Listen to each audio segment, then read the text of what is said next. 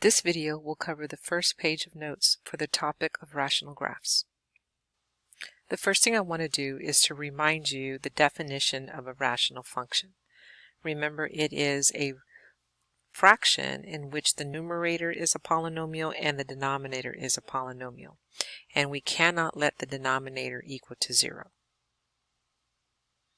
We have also gone over how to find vertical asymptotes. Essentially, we let the denominator equal to 0 and solve for x.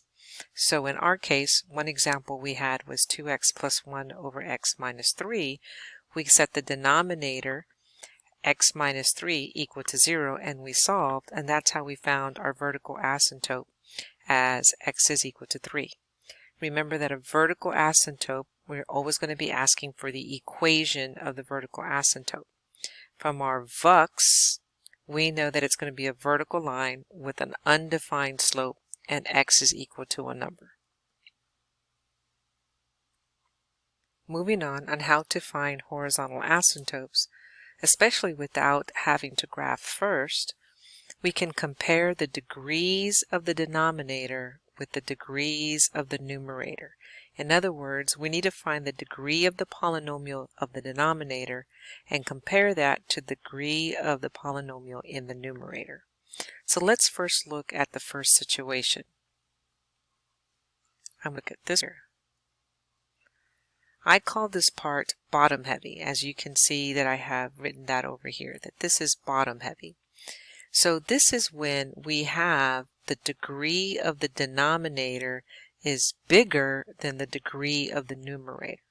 That's the reason why I call it bottom heavy, that the degree at the bottom is bigger or heavier than that of the numerator. When that happens, then you are guaranteed to have a horizontal asymptote of y is equal to 0.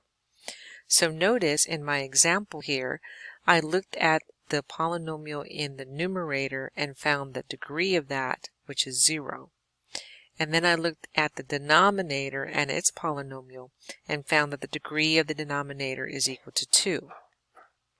So because of the degree of the denominator is bigger than the degree of the numerator, then I can say this particular function, g of x, has a horizontal asymptote of y is equal to 0. The second case may be if the degree of the denominator is actually the same number as the degree of the numerator. In other words, what we're looking at is a degree at the top. In our case, it's 2x plus 1. The degree is equal to 1. If I look at the denominator, x minus 3, the degree of that polynomial is equal to 1. So they have the exact same degree in the numerator as in the denominator. I call that equal heavy. It's equally heavy on the top as it is at the bottom. When that happens, what you want to do, you can find the horizontal asymptote by looking at the leading coefficient of the numerator and divide that by the leading coefficient of the denominator.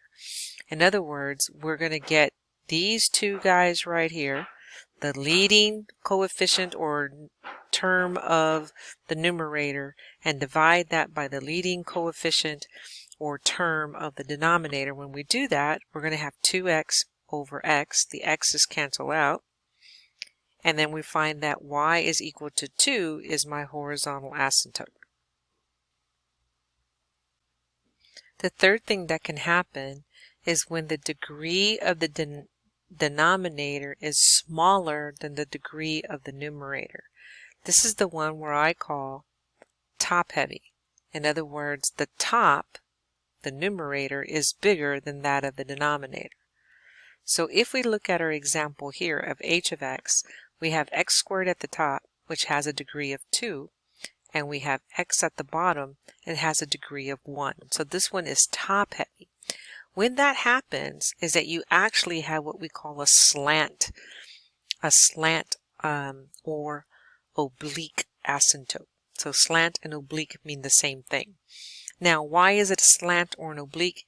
That means that you will result, if you did synthetic division, you would result in a oblique asymptote or a linear asymptote. In other words, if we did synthetic division, remember I am going to look at 1 for my x squared and then I don't have any x's, so that's the reason why I put the 0 here for the x term.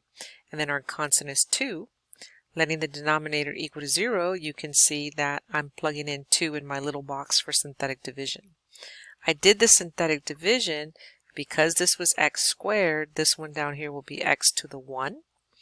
This was x to the 1. It will go down to x to the 0 or the constant. And then over here is our remainder of 6. So this part over here, whatever we get here, if this is linear, then you have found an oblique asymptote. That's denoted with an OA. And we can still see that this will have a multiplier of 6 to my parent function that has been moved 2 to the right. But all you need to know is that if you have the degree of the numerator is bigger than the denominator and there's an only difference of 1, you have an oblique asymptote. And we can find that oblique asymptote by using synthetic division. One big thing to note is that if you have an oblique asymptote, then you cannot have a horizontal asymptote. It's one or the other. So in summary for this page, there's only one way of finding vertical asymptotes. That's by letting the denominator equal to 0. To find horizontal asymptotes, you actually need to look at the degree of the denominator and the degree of the numerator and decide if you have a degree in which the denominator is bigger, then we say the denominator is bottom heavy, and if that's the case, you get y is equal to 0.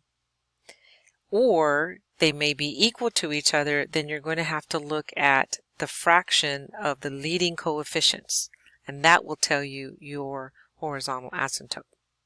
And the third thing that can happen is that the degree at the bottom is actually smaller, which means we have top heavy.